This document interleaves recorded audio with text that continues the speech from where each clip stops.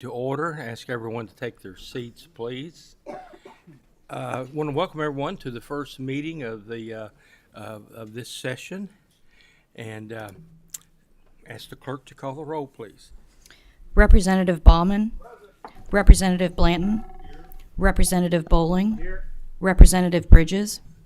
Representative Burke. Here. Representative Chester Burton. Present. Representative Dossett. Representative Dotson. Here. Representative Flannery. Here. Representative Fugate. Here. Representative Gentry. Here. Representative Grossberg. Present. Representative Johnson. Present. Representative McCool. Here. Representative Miles. Representative Smith. Representative Williams. Here.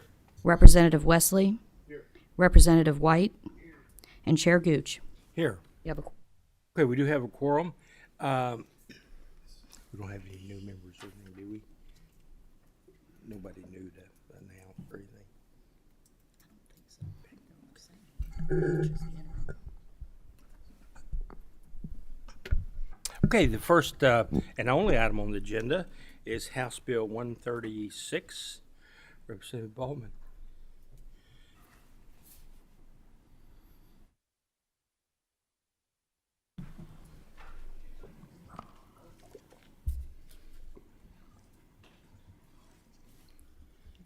Good morning.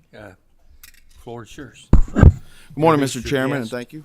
My name is Jared Ballman, representative from the 28th House District, and with me today is Rusty Kress with Dinsmore and Show here on behalf of the Kentucky Association of Manufacturers.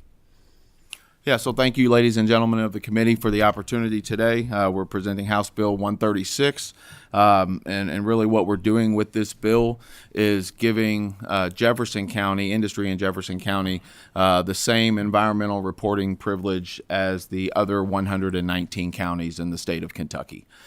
This has to do with air emissions, and that's really the purpose of the bill, is to allow for good actors within Jefferson County that self-report environmental incidents, so long as they do that reporting timely. So long as they make that reporting timely and make the necessary corrections to correct the issue, we want to provide them the same privilege from those civil penalties as the other 119 counties. And Mr. Kress, if you would like to. I would just say that, I don't know, I think Chairman Gooch may be the only person that was here when we passed this in 1994 for the rest, or for the state.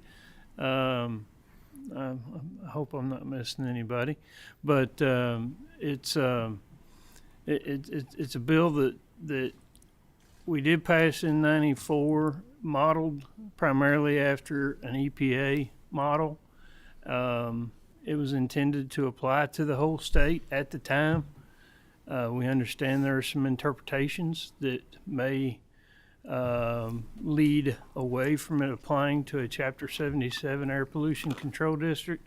This bill merely creates a consistency between the other 119 counties, EPA, and Jefferson County.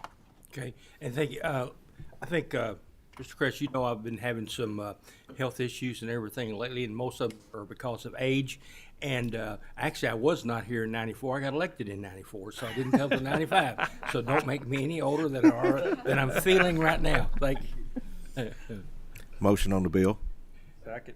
We have a motion and a second on the bill. We do have one person that wants to speak against it. Did I have a committee member that wants to speak? Sure, go ahead. Mr. Sponsor, if civil penalties are removed, what will prevent Louisville from rising back? So we've seen a precipitous decline in the ranking of Louisville, which in this case is good, in terms of air pollution and carcinogenic effect. So I think it was 20, maybe I'm going to get it wrong. Around 2000, Louisville's ranked 11th. Currently, Louisville's ranked around 126th among municipalities in Kentucky. 162, thank you. Thanks, Al. what will prevent us? Because I'm not going to buy the argument that people will just self-report and police. That's why we have to have these regulations. So what will prevent Louisvillians in the Rubbertown area from experiencing a return to the place we don't want them to be?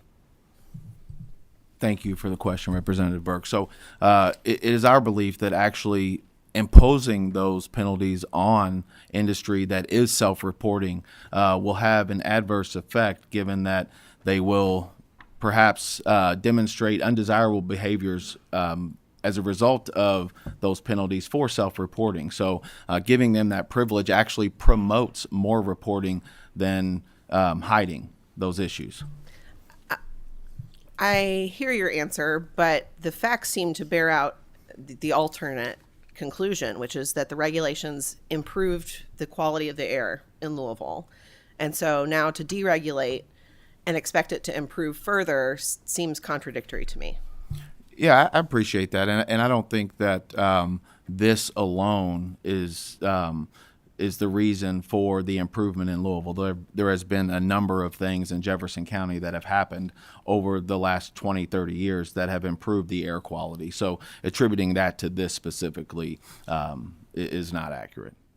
And if I may, Representative Burke, if it's not reported and fixed within 60 days, they don't get immunity. I mean, it has to be done, and you only get one time. And if it's identified in some type of agreement with the regulatory agency because of your reporting, and you do it again, it's gone. You get no immunity whatsoever.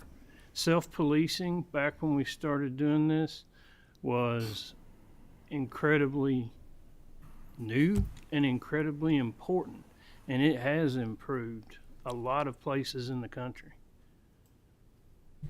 I appreciate that response because it does add some context that I think is important. But part of how air quality investigations are done in Louisville is using the penalties to fund the investigations. So if we lose that penalty money, how is it that the non-reporters who are bad actors, let's assume there's just one, but how do we find them if we don't have money to investigate? I am not particularly familiar with the budgetary side of something like that, but I would not imagine that it would be a substantial amount that you're talking about there. And it's part and parcel of the tax base and however the LMAPCD is funded. I just wouldn't see that. Thank you. Okay, Representative Johnson. Thank you, Mr. Chairman. And so I just want to be completely clear so that I understand what this bill does and what it does not do. So I'd like to start with what it does not do. It does not in any way reduce any penalties or processes for companies that get caught doing something and not reporting it. Is that correct? Absolutely. If the agency finds it before you, or if there's an imminent chance that they're going to find it, you're not entitled to the penalty mitigation. Okay, so it doesn't eliminate any powers that the EPA has in Louisville or Jefferson County. No, and most everything respect to that. most everything that you do is reported on an annual report or a semi-annual report anyhow, which means they were going to find it out and you're not going to get it. This goes more to I play in the chemical industry area quite a bit, so I know more about the leak detection and repair requirements, where you find a leak in a pipe and that pipe has been repaired twice. Well, under regulations, you can't repair it more than twice. You have to replace it after that. If somebody finds out they didn't replace it, that's one opportunity for them to say, oh, goodness, I didn't replace it, but I did within 60 days of discovery. If it happens again, no penalty mitigation. So, and that's the state policy, is that right? That's a federal law. Federal law. And then Which- the Jefferson County policy has penalties even if they self-report. Am I correct on that? I think so. So this would, this would eliminate the penalties for someone who fesses up. So long as there's not substantial harm to the neighborhood or and that they make the correction within 60 days. Right. So I think what this bill does, it actually encourages companies to be honest. Right. The current status in Jefferson County might encourage businesses to try to hide something if they know they're going to be penalized whether they admit it or not. It just seems like this bill will encourage better maintenance, better governance of the EP or the environmental status of these companies. Is that a fair statement about this bill? It is, and with no pun intended, I smell your next question. Go ahead. This bill does not impose or remove any environmental requirement for any company. Thank you, sir. Thank you. Thank you, Mr. Chairman. Representative Grossberg? Thank you, Mr. Chairman. Have you folks contacted either the EPA or the Environmental and Energy Cabinet to determine their stance on whether or not this would aid or impede compliance with the Clean Air Act? I've spoken with the Energy and Environment Cabinet. They are present. They can speak for themselves. I hate to do that. Learned long ago not to speak for them because I always misstate it. But I think they are neutral on this bill. And EPA, I did not contact because EPA has its own policy that it has had in place, and that's what ours is modeled after. It was in place, it started in 1990, or the guidance and the frequently asked questions, 1997, and it was revised again in 2011. And ours follow along very closely with theirs. Representative Chester Burton? Thank you.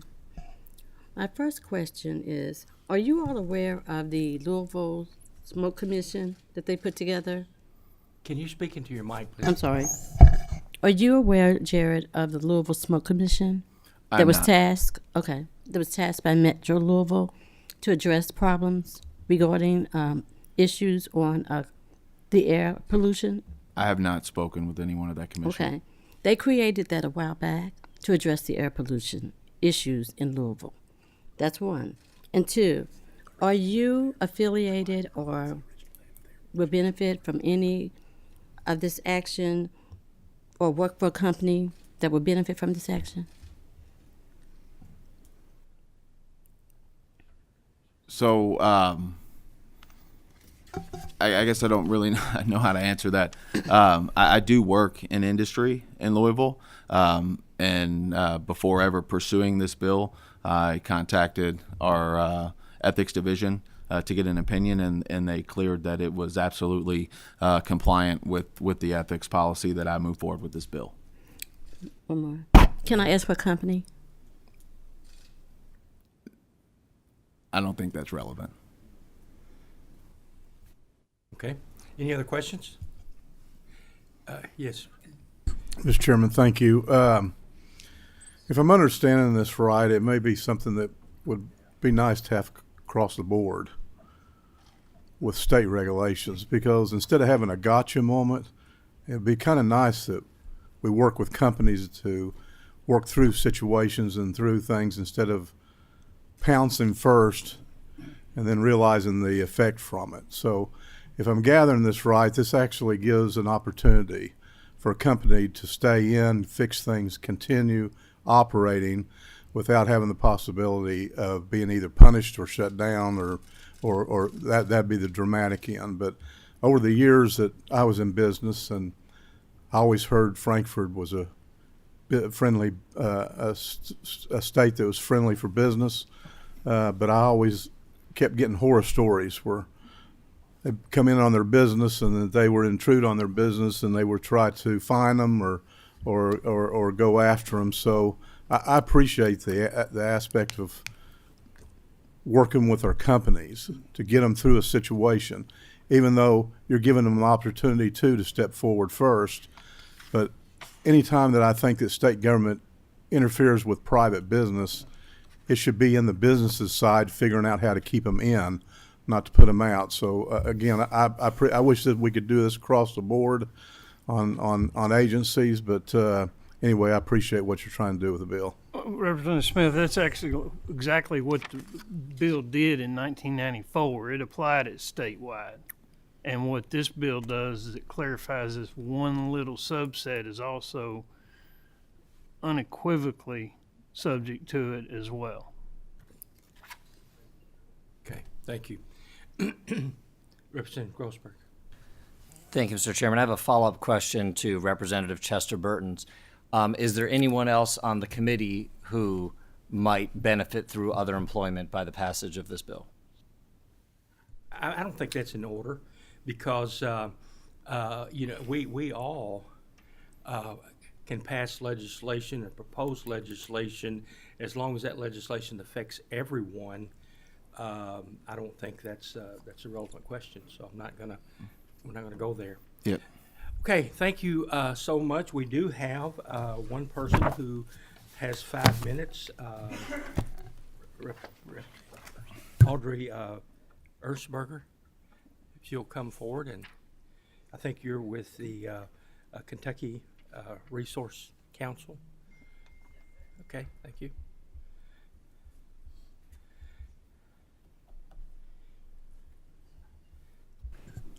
Good morning, everyone.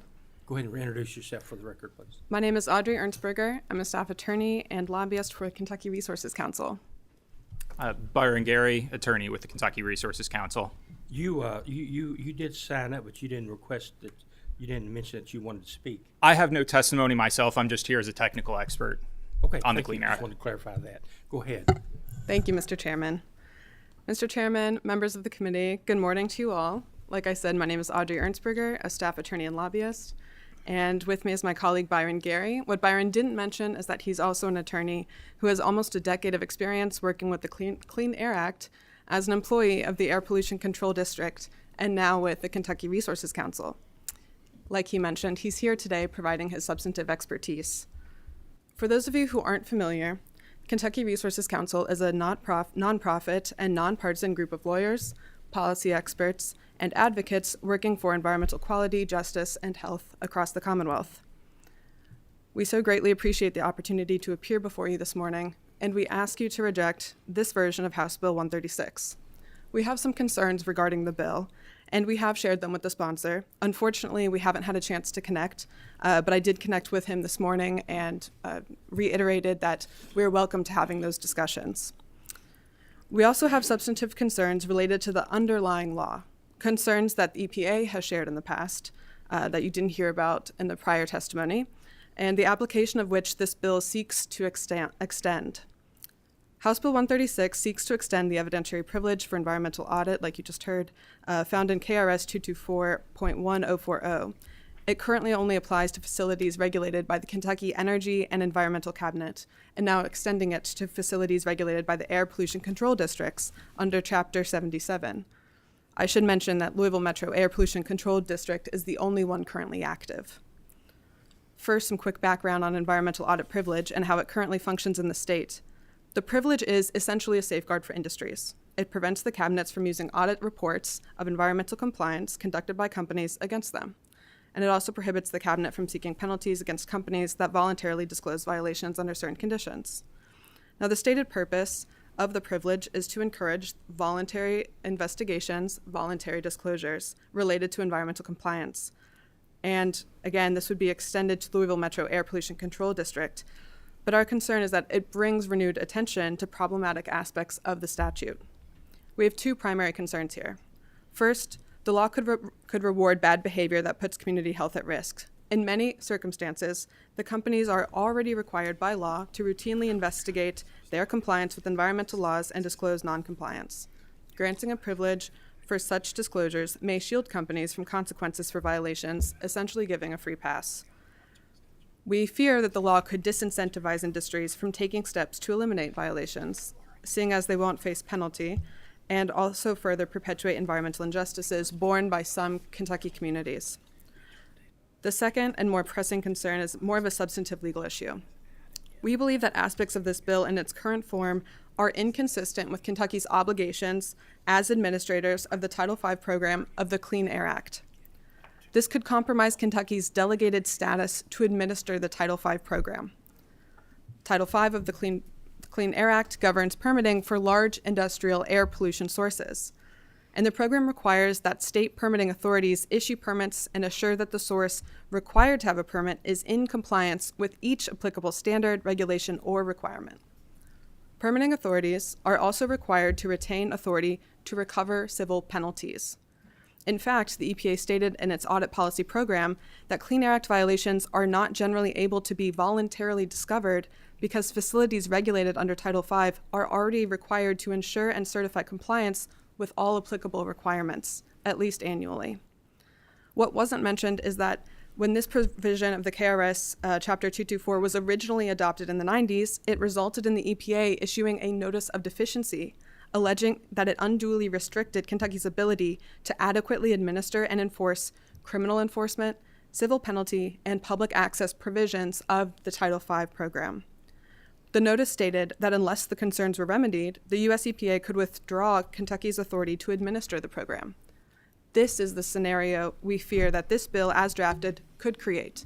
Can I ask you a question? Yes, sir. Okay, Yes, of you course. said that in 1994 that they did in fact write something saying that there might be a deficiency there, but that was never acted on.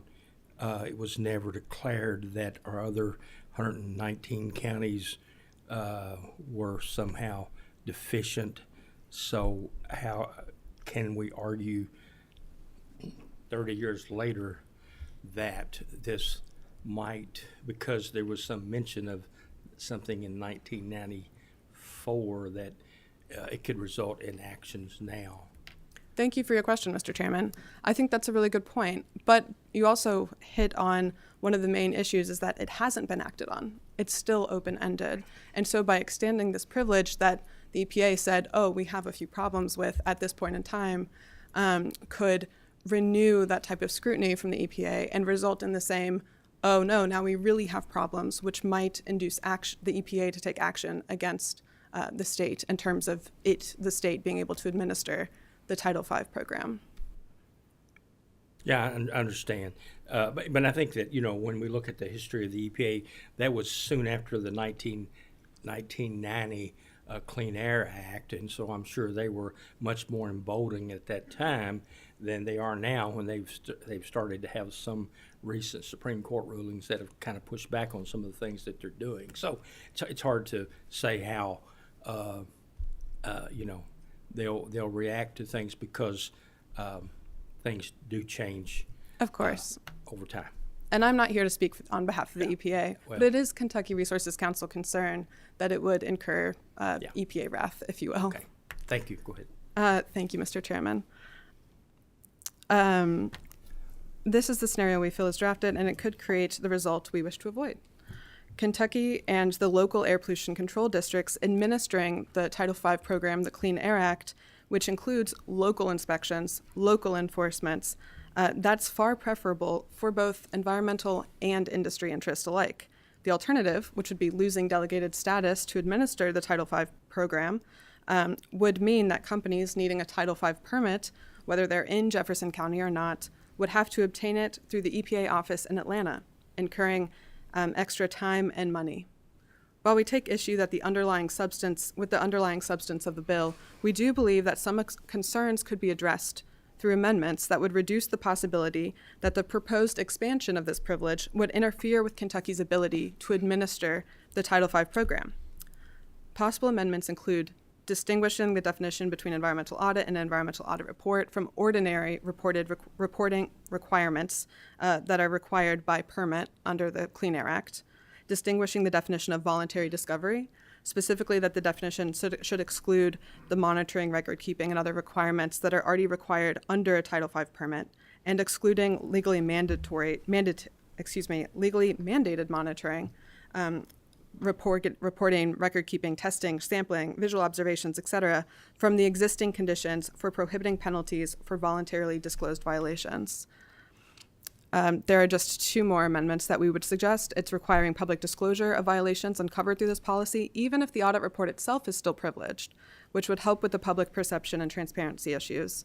And finally, the bill could be edited to avoid creating conflict with existing provisions. For example, there's a provision in Chapter 77 right now that includes penalties, which would be in a direct conflict with this, the absence of penalties or the waiver of penalties that this bill is proposing.